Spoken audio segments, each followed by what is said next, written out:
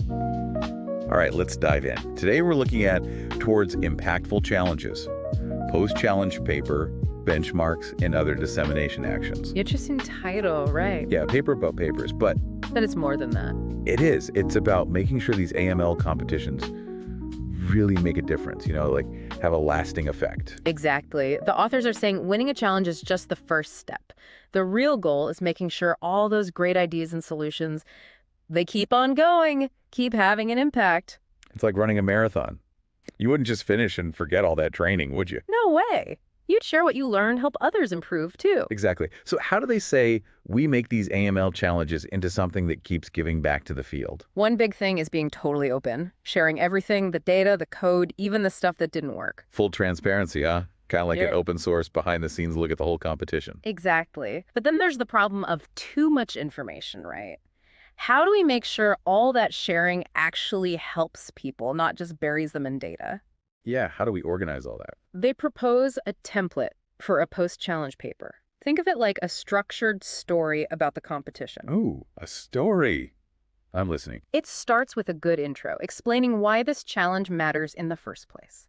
Then you get into the details, like the data they use, the models, the scoring system, everything the competitors had to work with. Setting the stage, laying out the rules of the game. Right. Then you get to the good stuff, the challenge narrative. That's where you tell what happened, the surprises, the cool techniques, who was leading, who caught up, all that. I can imagine like watching a really close race, the leaderboard changing all the time. Totally. But it's not just about the excitement. It helps us see how the competition played out, what strategies worked, where the big breakthroughs happened. Makes sense. But how do we know the results were like legit? No one was cheating or anything. That's where the post-challenge checks come in. It's all about making sure the results were solid, no one was overfitting their models, things like that. Got to make sure those fancy algorithms actually work in the real world, not just on some test data. Exactly. Then you dig deeper into all the submissions, not just the winners. You see if others can reproduce the results, look at different approaches, all that. Kind of like a deep dive analysis going beyond just who won. Yeah. And they say even if someone didn't get first place, if their solution was really creative, really different, it's worth highlighting that too. I like that, rewarding the out-of-the-box thinking. Right. And finally, you get to the big scientific outcome. That's where you sum up what we learned, what are the big takeaways, and where do we go from here? So it's not just a one-time competition, it's pushing the whole field forward. Exactly. But have you ever seen this in action, like where this kind of documentation really made a difference? I'm not sure, actually. Have you? Yeah. The paper has some great examples, like they show a graph from one competition, how the scores changed over time, and you see most people bunched together, but then a few just shoot ahead. Wow, I could picture that. Like some teams just cracked the code and took off. Exactly. And in another example, they show how teams balanced accuracy and speed. Some went for both at once, others focused on accuracy first, then sped things up later. Interesting. Different strategies, different priorities. Yeah. But they don't stop there. They talk about turning a challenge into a benchmark, which is a way to keep the impact going, keep people working together and improving. So it's like turning a one-time event into something that keeps growing and evolving. Exactly. A benchmark is about continuous effort, open collaboration, always trying to do better. Wow, I'm seeing how these challenges can really change the game. But I bet they have examples of what makes a truly impactful one, right? Absolutely. They actually sprinkled the paper with examples and visualizations drawn from real AML challenges. Oh, cool. Like what? Well, there's a graph showing how participant scores evolved over time in one competition. Okay, yeah. You can see most participants are kind of clustered together, but then a few outliers break away and achieve significantly better results. That's cool. It's like visualizing the dynamics of the competition. Anything else? Another example shows how participants in a different challenge navigated the trade-off between accuracy and speed. Yeah. Some optimized for both simultaneously, while others focused on accuracy first and then improved speed. Oh, that's a good one. It gives you a glimpse into the diverse strategies employed. Exactly. They even have a case where one participant cleverly gamed the system to top the public leaderboard, Oh, no. but ultimately got tripped up by the private evaluation. Wow. It's a reminder that cleverness doesn't always translate to true performance. Exactly. So it's not just about theory, but about real-world lessons from, like, the trenches of AI competition. Exactly. I'm really starting to get a sense of how much thought and even drama goes into these competitions. Absolutely. So we've talked about this template for a post-challenge paper, and you mentioned benchmarks. What exactly does that mean, turning a challenge into a benchmark? That's where we take the challenge and turn it into a sort of ongoing test, a way to measure progress over time. Hmm, interesting. So it's not just a one-time event. It becomes a way to compare different approaches long after the competition is over. Exactly. It helps researchers track how the field is advancing, see what's working, and what needs more work. So it's like creating a legacy for the challenge, something that keeps giving back to the AML community even after the winners have been crowned. Precisely. And the authors emphasize that building a benchmark requires careful documentation, open sourcing the data sets and code, and building an active community around it. So it's about creating a shared resource, a common ground for researchers to test their ideas and compare approaches. That's right. It helps to standardize the way we evaluate progress in a particular area of AML. So we're talking about moving from a sprint to a marathon, right? Exactly. A benchmark is all about sustained effort, open collaboration, and continuous improvement. Wow. I'm starting to see how these challenges can be real catalysts for progress. But I bet the authors have some specific examples of what makes for a truly impactful challenge, right? Absolutely. In fact, they sprinkle the paper with fascinating examples and visualizations drawn from real AML challenges. Okay, that's super interesting. So it's not just about the theory, but about real-world lessons learned from the trenches. That's right. I'm really getting a sense of the strategic thinking and even the occasional drama that unfolds in these competitions. Absolutely. And the beauty of this paper is that it truly captures the essence of what makes AML challenges such a powerful force for innovation. It's not just about competition, it's about collaboration, knowledge sharing, and pushing the boundaries of what's possible. You know, it makes you wonder what kinds of challenges lie ahead. What are the next big frontiers in AML that will be tackled through these collaborative efforts? That's a great question, and it leads us perfectly into our novel notions segment. Here's where we get to let our imaginations run wild. Remember, folks, this is for entertainment purposes only, but it's always fun to speculate about the future. Today's novel notion is inspired by the paper's emphasis on the need for AML solutions that can generalize beyond specific datasets and tasks. What if we saw a challenge focused on developing AI agents that can learn and adapt across a wide range of domains, like a digital polymath? Ooh, that's a big one. We're talking about an AI that can go from mastering chess to writing poetry to designing a new algorithm. Exactly. It would require breakthroughs in areas like transfer learning, meta-learning, and even a deeper understanding of how humans learn and generalize knowledge. I can already imagine the headlines. AI Renaissance, machines master art and science. But seriously, the implications are mind-boggling. If AI could truly generalize across domains, it could revolutionize fields like scientific discovery, creative arts, and even education. The challenge would be monumental, but the potential rewards are immense. It would be a testament to the power of collaborative effort and a giant leap forward for the field of AML. And who knows, maybe one of our listeners will be inspired to take on this challenge and make it a reality. That's what's so exciting about this field. The future is wide open, and the possibilities are endless. Absolutely. So before the break, we were talking about those digital archaeologists, remember? Digging into all the data from these AML challenges. Yeah, trying to find those hidden insights, the stuff that doesn't show up just on the leaderboard. Right. And just like real archaeologists, we need the right tools, the right ways of looking at things. So it's not just about, like, crunching numbers. There's more to it than that. Definitely. You need numbers, but you need to talk to people, get their perspectives too. Oh, interesting. So it's like a mix of data and stories, right? Exactly. For example, you can look at when people submitted their solutions, see if there were patterns, like a rush right before the deadline. Oh, yeah. I bet some people were working down to the wire. For sure. But you can also look at the code itself, see what techniques people used, if there were any clever tricks, that kind of thing. I can imagine some of that code is really impressive, like super complex algorithms. Oh, absolutely. But then, talking to the people involved, you get a whole different level of understanding. What do you mean? Well, you can ask them about their process, what challenges they faced, what inspired them. Oh, I see. So it's not just about the code, it's about the human side of it, the thinking behind it. Exactly. And you might find out that some breakthroughs happened by accident or because someone tried something totally unexpected. That's cool. So you're getting insights you wouldn't get just from looking at the data. Precisely. Right. And by combining those different perspectives, the data and the human stories, you get a much richer picture of what happened during the challenge. And that helps us learn more, right? Absolutely. The goal is to figure out what worked, what didn't, and why. And then we can use that knowledge to make future challenges even better and to push the whole field of AML forward. So it's like each challenge is a learning opportunity, not just a competition. Exactly. And that's where those post-challenge workshops come in, remember? Oh, right. The ones you mentioned before.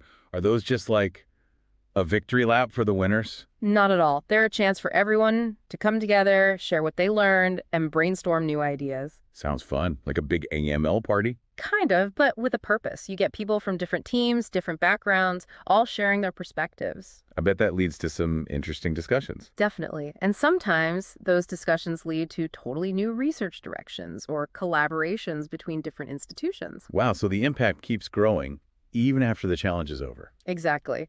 And the authors of the paper suggest that these workshops should be held as part of bigger conferences to reach an even wider audience. Makes sense. So you said these workshops can lead to new benchmarks and data sets, right? What does that mean? Well, imagine a challenge where people are developing AI agents that can navigate a complex virtual environment. Okay, like a maze or something. Yeah, something like that. And during the competition, people come up with all sorts of clever ways to solve the problem, right? So you have a bunch of different AI agents, all with their own strengths and weaknesses. Exactly. And then at the workshop, people start talking and realize they've accidentally created something really valuable. What's that? A collection of AI agents that can be used to test other navigation algorithms to see how well they perform. Oh, I see. So it's like a standardized test for navigation AI. Exactly. They can take all those agents from the challenge and turn them into a benchmark, a way to compare different approaches. That's really cool. It's like the challenge keeps giving back to the field, even after it's over. Exactly. And this can happen in all sorts of areas of AML, not just navigation. It's one of the ways these challenges can have a lasting impact. But what about when things don't go so well? Like if a team hits a roadblock or their solution doesn't work out. Well, the authors say that's important to talk about too. Really? You mean sharing your failures? Exactly. Because sometimes you learn more from your mistakes than from your successes. That's true, I guess. But it takes courage to admit when you've messed up. It does. But the authors say that creating a safe and supportive environment at these workshops is crucial. So people feel comfortable sharing their struggles, even the stuff that didn't work out. Exactly, because everyone makes mistakes, and by talking about them openly, we can all learn from each other. Makes sense. This whole conversation has really shown me how important the community aspect is in AML. Oh, absolutely. It's not just about individual brilliance, it's about working together, sharing knowledge, and supporting each other. It's like a rising tide lifts all boats, right? Yeah, exactly. And that's why these challenges are so powerful. They bring people together, create a sense of shared purpose, and push the whole field forward. I'm really starting to see that. So are there any specific trends in AML challenges that you're particularly excited about? You know, one thing that I find really inspiring is the growing focus on real-world applications. What do you mean? Well, we're seeing more and more challenges that are tackling problems that actually matter to people, like healthcare, education, climate change. Oh, wow. So it's not just about theoretical stuff. It's about using AML to make a real difference in the world. Exactly. It's about addressing those big, complex challenges that have plagued humanity for centuries. That's amazing. But are there any risks involved? Like, could AML be used for harmful purposes too? That's a very important question and one that the AML community is increasingly aware of. We need to be very careful about how we develop and deploy these technologies to ensure they're used for good and not for harm. So it's not just about the technical stuff, it's about the ethical considerations too. Exactly. We need to think about issues like bias, fairness, transparency, and accountability. We need to make sure these systems are used responsibly and ethically. It's a big responsibility, but it sounds like the AML community is taking it seriously. They are, and I think these challenges can play a big role in promoting responsible AML development. By focusing on real-world problems, by encouraging ethical considerations, and by fostering a sense of community and shared responsibility, we can help to shape the future of this technology in a positive direction. Well said. So now that we've talked about all the data and the workshops, what about that post-challenge paper? The one that captures all the knowledge from the competition. Oh, yes. That's another crucial piece of the puzzle. It's how we make sure the learnings from the challenge don't just disappear after the awards ceremony. Right. So what's the best way to write one of these papers? Well, the authors of this paper actually give us a really detailed template, almost like a step-by-step guide. Oh, cool. Like a recipe for a delicious AM knowledge cake. Exactly. And they start by emphasizing the importance of a strong introduction, grabbing the reader's attention right away. So like explaining why this particular challenge matters, why it's worth reading about. Right. And you also need to clearly describe the challenge itself, the problem, the data, how they measured success, all of that. Laying out the groundwork so everyone understands the context. Exactly. And then comes the fun part, the narrative section, where you tell the story of the competition. Ooh, a story. This is getting good. Right. You talk about the key moments, the unexpected twists, the strategies that worked, the ones that didn't. It's like reliving the excitement of the competition, but with the added benefit of hindsight. Exactly. And you can really dig into the challenges people faced, the creative solutions they came up with, the lessons learned along the way. So it's more than just a dry report. It's like a behind-the-scenes look at the whole process. Precisely. And then, after all that excitement, you move on to the analysis section. Okay, so now we're getting serious. Well, it's about taking a closer look at the results, making sure they're valid and reliable. So double-checking everything, making sure no one was cheating or anything like that. Exactly. You might check for overfitting, make sure the evaluation metrics were fair, even try to reproduce the results yourself, just to be sure. That's important.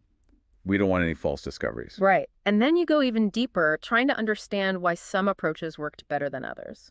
So, like, analyzing the code, figuring out what made the winning solution so special. Exactly. You might identify common themes, innovative techniques, things that surprised everyone, even the experts. That's fascinating. It's like detective work, trying to uncover the secrets of AML success. I like that analogy. And of course, you want to highlight the really exceptional solutions, the ones that push the boundaries of the field. Right, the ones that made everyone go, wow, I never thought of that. Exactly. You dedicate a whole section to describing those groundbreaking approaches, explaining how they worked and why they were so innovative. So it's a chance to celebrate the achievements of the participants and to inspire others to think outside the box. Precisely. And then you come to the synthesis section where you pull it all together. Okay, so like summarizing the key takeaways from the whole challenge. Exactly. You identify common themes, highlight unexpected discoveries, and maybe even suggest new research directions based on what you learned. So it's about using the knowledge from the challenge to push the field forward, to inspire new ideas and innovations. Exactly. The authors argue that this synthesis is one of the most important parts of the paper because it connects the challenge to the bigger picture of AML research. Makes sense. So we've put all this effort into writing this amazing paper. Now what? How do we make sure people actually read it? That's where the dissemination strategy comes in. We need to get this paper in front of the right people, the ones who can really benefit from it. So like, not just publishing it in some obscure journal that nobody reads. Exactly. We need to be strategic about where we share it. Maybe present it at a conference, submit it to a top journal, post it on open access platforms like Artsif. So making sure it reaches as wide an audience as possible. Right. And we can tailor the message to different audiences. A technical presentation for experts, a blog post for a more general audience, that sort of thing. So meeting people where they are, speaking their language. Exactly. And engaging with the community is crucial too, answering questions, responding to feedback, encouraging people to build upon the work that's been done. So it's about creating a conversation, keeping the momentum going. Precisely. It's about fostering a sense of shared ownership over the knowledge that's been generated. I like that. So we've talked about the paper, but you also mentioned turning a challenge into a benchmark. What does that actually mean? It's about taking the challenge and turning it into an ongoing test, a way to measure progress over time, even after the competition is over. Oh, I see. So it's like a standard measuring stick that everyone can use. Exactly. And it helps researchers track how the field is evolving, identify what's working, what needs more work, and where the next breakthroughs might come from. So it's like creating a legacy for the challenge. It's something that keeps giving back to the AML community. Precisely. And building a good benchmark takes careful planning. You need clear documentation, open source code, and an active community that uses and contributes to the benchmark. So it's a shared resource, a collaborative effort. Exactly. And it helps to standardize the way we evaluate progress in a particular area of AML. It's like creating a common language that everyone can understand. That's really important. But I guess there are different types of benchmarks, right? Depending on what you're trying to measure. Absolutely. There are performance benchmarks, which focus on accuracy and speed, robustness benchmarks, which test how well algorithms handle noisy or unexpected data, efficiency benchmarks, which measure computational cost, and fairness benchmarks, which evaluate how well algorithms avoid bias and discrimination. Wow, that's a lot of different benchmarks. So it's not just about finding the best performing algorithm. It's about considering all these other factors too. Exactly. And as the field of AML evolves, we're likely to see even more types of benchmarks emerge, addressing new challenges and concerns. It's like the benchmarking landscape is constantly changing and adapting. Precisely. And that's what makes it so exciting. There's always something new to learn and explore. Well said. Okay, I think it's time for us to shift gears and dive into our novel notions segment, where we let our imaginations run wild and explore the future of AML. Sounds good. Remember, folks, this is just for fun, but sometimes the craziest ideas spark the most groundbreaking innovations. All right, let's get those creative juices flowing. So today's novel notion is inspired by the paper's discussion of turning challenges into benchmarks. What if we took this a step further and created a meta benchmark? A benchmark of benchmarks. Whoa, that's a mouthful. A benchmarkception, maybe. What would that even look like? Imagine a platform that brings together data from all sorts of different AML benchmarks across different domains and tasks. So like a central hub for AML benchmarking, where you can compare everything side by side. Exactly. And this platform could use AI itself to analyze all that data, identify trends, highlight areas where we're making progress and where we're stuck. That's amazing. It's like having a bird's eye view of the entire AML landscape. Right. We could see which approaches are working best overall, which ones are falling behind, and where we need to focus our research efforts. It would be an incredibly powerful tool for guiding the development of AML. Absolutely.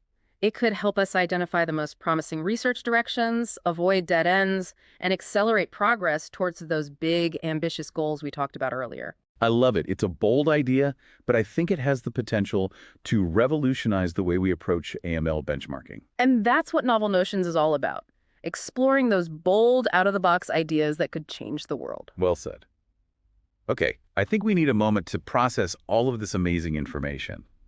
We'll be back in a bit to wrap things up and explore some final thoughts on this fascinating topic of impactful AML challenges. Sounds great. Looking forward to it. Welcome back. All right, so before the break, we were picturing this amazing platform, like a team of AI archaeologists digging into all the knowledge from these challenges. Yeah, using AI to understand AI, that's the idea. Because let's face it, there's just too much data for any human to handle, right? Absolutely. Think about it. Algorithms can analyze mountains of code, spot patterns you might miss, and even create summaries tailored for different audiences. So like it could help us find the most important insights without getting lost in all the details. Exactly. It could connect different challenges, highlight new trends, even recommend research papers you might be interested in. Wow, it's like having a personalized research assistant, helping us make sense of the whole AML landscape. That's a great way to put it.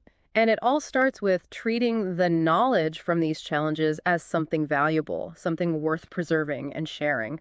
Makes sense. Okay, so we've talked about all this data analysis, but you also mentioned turning challenges into benchmarks, creating a lasting legacy. Right.